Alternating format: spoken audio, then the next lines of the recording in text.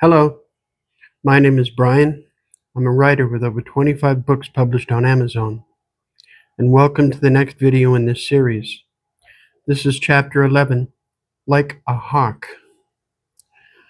Father Jacob is so upset about Philip's nightmares that he decides to keep a very close eye on him, a very uncomfortable eye. I hope you like this latest chapter. Please click like and subscribe. Chapter 11, Like a Hawk. Father Jacob rushed inside and up the stairs to where Philip's bedroom was. The father was not young, and it took him some time to reach the second floor. But Philip was still screaming when he got there. The father paused in the doorway and stared at the young man thrashing around on the bed and howling as loudly as he could. He strode forwards and grabbed the boy by both shoulders. When he did so, Philip turned towards him, and Jacob caught a brief glimpse of something in the lad's eyes, something that sent a shiver down his spine.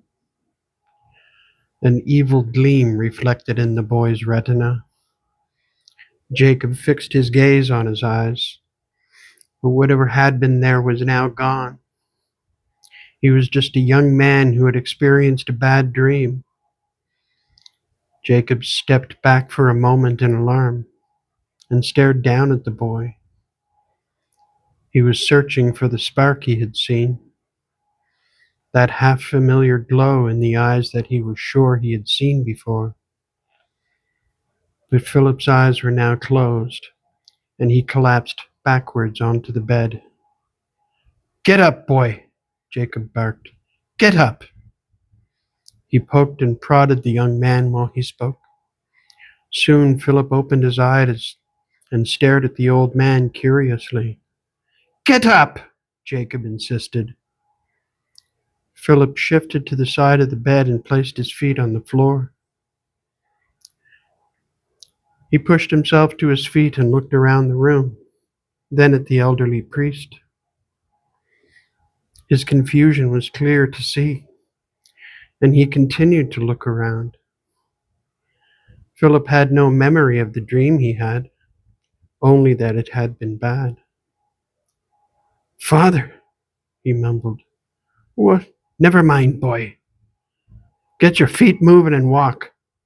You're thrashing around on your bed like a madman. Get up and clear your head." Philip frowned but wandered around the bedroom and out into the hallway. He walked the whole of the second floor and was still no closer to working out why the father had prodded him out of bed. "Get yourself outside," Jacob said. "It'll do you good." Philip nodded vaguely and went down to the first floor. Then he walked out the front door and meandered the front yard and the long driveway leading to the highway. He was rubbing his eyes and yawning the whole time, but he was slowly shaking off the cobwebs in his head. Jacob watched him from the second-story window. There was no trace at all of the disturbing gleam he had seen in the boy's eyes. Everything, including the boy, seemed perfectly normal now.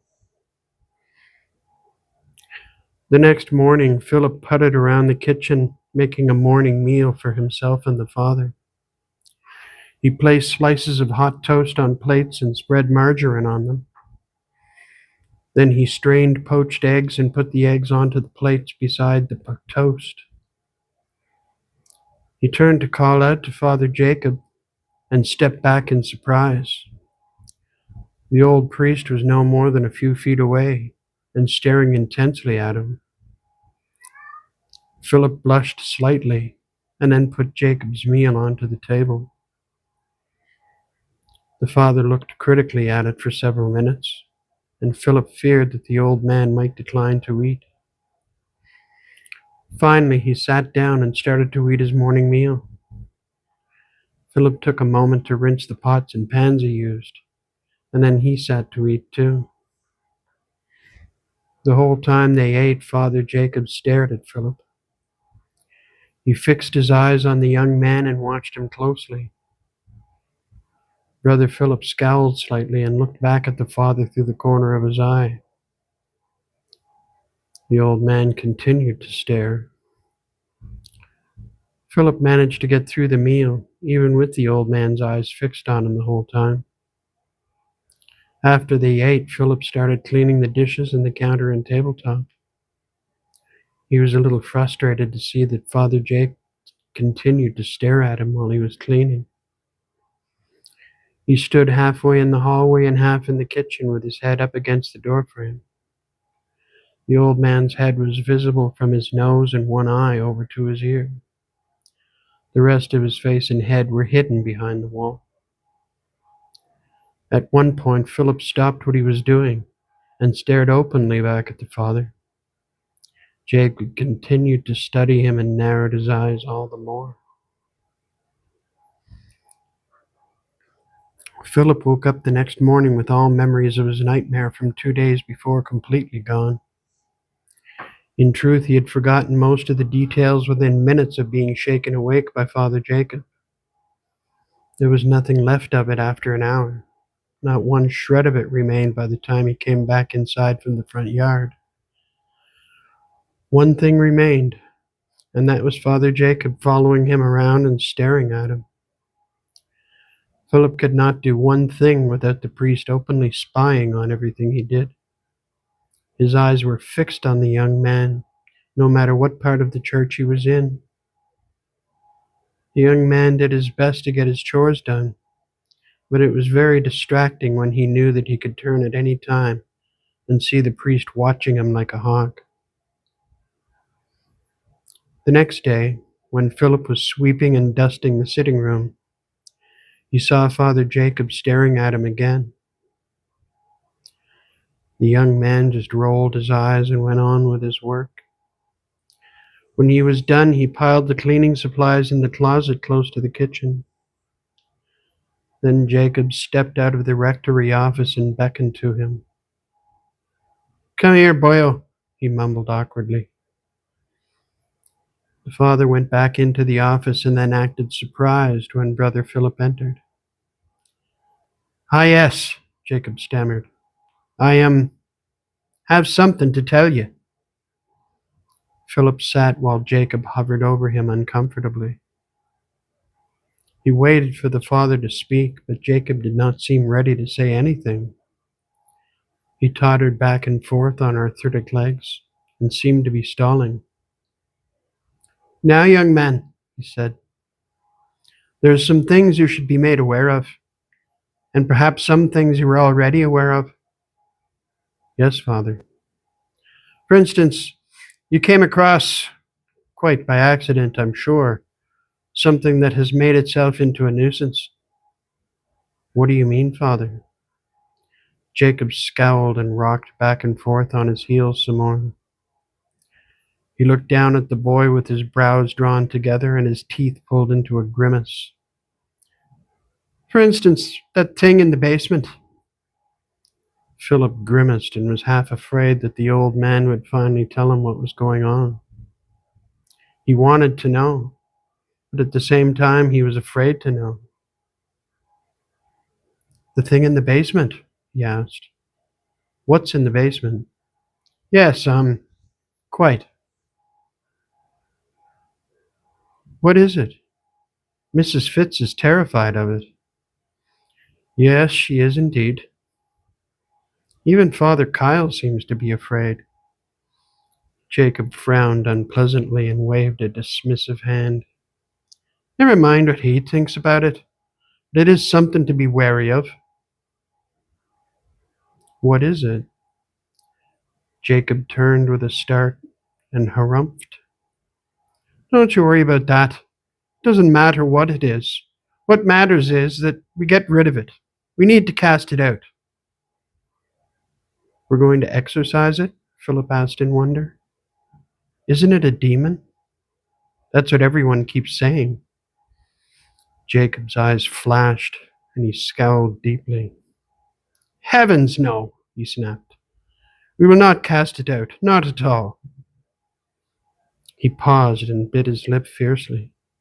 Philip was afraid he might draw blood. We're not doing anything, you hear me? In fact, you will not be here. You will find someplace else to be tomorrow. What? You will go someplace else tomorrow. Someplace far from here. Maybe you should go back to the city. You'll be safe there. You don't want me here? I don't, Boyle. What have I been telling you? You will go far away. I've said so, haven't I? Philip nodded miserably and then looked up into Jacob's worried face. You're not going to try to cast that thing out alone, are you? You just never mind, Jacob said. It'll be fine. You just make sure you're far away. Yes, Father, he said. Jacob left the office and wandered outside. When Philip tried to follow him, the old man shooed him away. The young man waited inside the front door for Jacob to return. The hours passed and Philip was getting worried. He went outside himself at one point to find the father, but he was nowhere in sight. He searched high and low, but Father Jacob was gone. The sun went down and Philip's alarm grew and grew. Then it was full dark, and Brother Philip became almost frantic with worry.